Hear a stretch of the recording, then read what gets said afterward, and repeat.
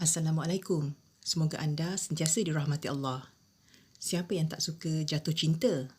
Seluruh dunia ini indah dan terasa kita yang punya.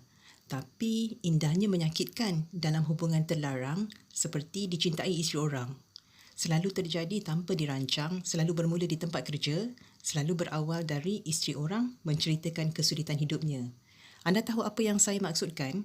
Bila seorang isteri mencintai lelaki lain yang bukan suaminya. Jadi, kalau anda adalah lelaki lain yang selalu jadi tempat isteri orang meluahkan masalah, macam mana kita nak elakkan hal ini dari terjadi? Ada 3 cara.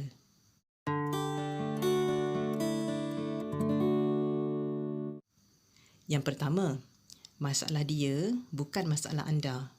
Okey, saya yakin anda seorang rakan sekerja yang sangat prihatin. Tapi kan, saya nak bagi tahu anda satu perkara. Tak semua masalah kita perlu dengar. Apalagi dalam hal ini, bila melibatkan isteri orang. Sebab apa? Sebab, selalunya, jatuh cinta dengan isteri orang ni bermula dengan simpati dengan masalah yang dihadapi. Dan lama-lama, jatuh hati. Kalau ini terjadi, masalah tu bertambah parah kan? Kalau anda lelaki bujang, anda mungkin menjadi penyebab keruntuhan rumah tangga dia.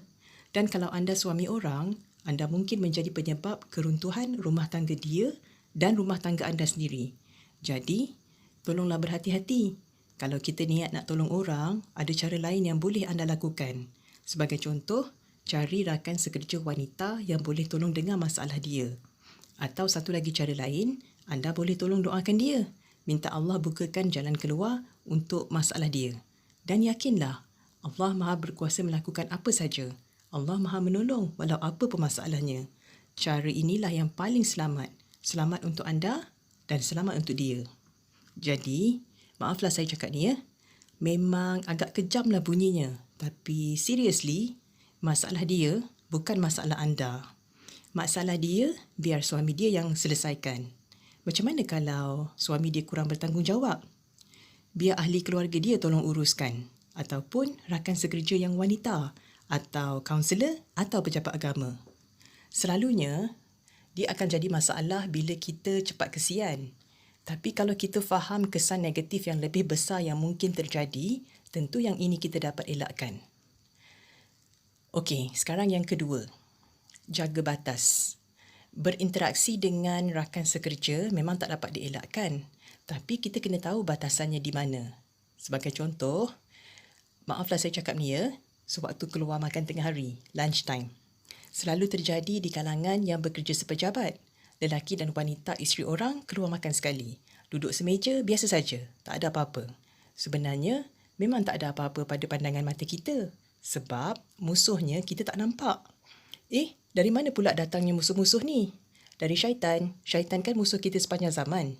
Kita tak nampak syaitan, tapi syaitan kan nampak kita. Walau secanggih dan semoden mana pun teknologi zaman ini, kita tetap tak terlepas daripada bisikan dan godaan syaitan. Dan syaitan tu pandai. Dia takkan lepaskan peluang untuk buat manusia terus melakukan dosa. Tapi, dia akan buat dengan cara yang sangat halus. Sampai kita pun tak perasan. Dahlah kita tak nampak dia kan. Tipu daya dia tu pula dibuat sehalus-halusnya. Cuba anda rujuk surah Az-Zukhruf, surah ke-43 di ayat yang ke-36 sampai 37. Dan ikrar iblis di surah Al-Hijr, surah yang ke-15 di ayat yang ke-40. Jadi, dari duduk semeja makan bersama, yang nampak macam tak ada apa-apa ni, siapa tahu apa yang boleh terjadi kan? Kita adalah hamba Allah yang lemah. Kalau kita tak minta pertolongan dan perlindungan Allah, memang payah.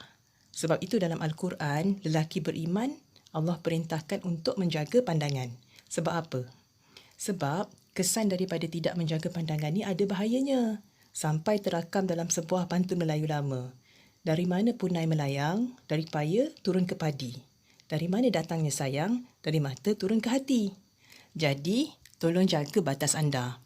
Kalau keluar lunch tu, saya sarankan yang lelaki keluar dengan lelaki. Kalau tak ada kawan, keluar je makan sorang-sorang. Okey je kan? Lebih aman. Samalah juga kalau anda ber-WhatsApp dengan isteri orang yang menjadi rakan sekerja anda.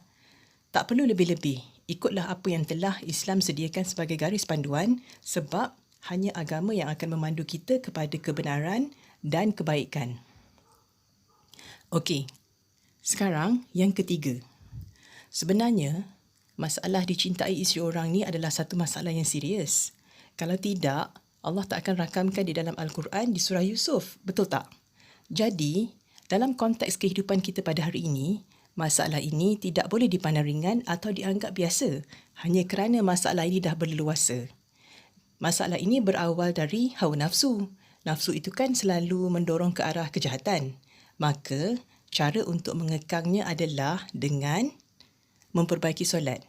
Kerana pesan Allah di surah Al-Ankabut, surah yang ke-29 di ayat yang ke-45, solat mencegah daripada perbuatan keji dan mungkar. Tapi solat yang bagaimana?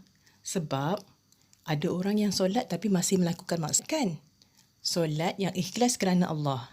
Solat yang dilakukan hanya kerana mengharapkan redha Allah semata-mata. Solat itu asas yang memberi kekuatan kepada seseorang untuk menentang nafsunya dan mendahulukan kepentingan Allah. Bila kita berusaha untuk solat lebih baik, kita sedang berusaha untuk mengutamakan kepentingan Allah. Dan untuk mengutamakan kepentingan Allah, tentunya ini memerlukan masa dan kesabaran. Tapi, bukankah hidup itu sendiri satu perjuangan? Mohon maaf atas barang kekurangan dan kelemahan. Channel ini membahas tentang seni menikmati masalah. Kalau video ini bermanfaat, silakan subscribe dan share. Terima kasih atas perhatian dan sokongan. Sekian dulu ya. Saya Cikgu Sarah. Assalamualaikum.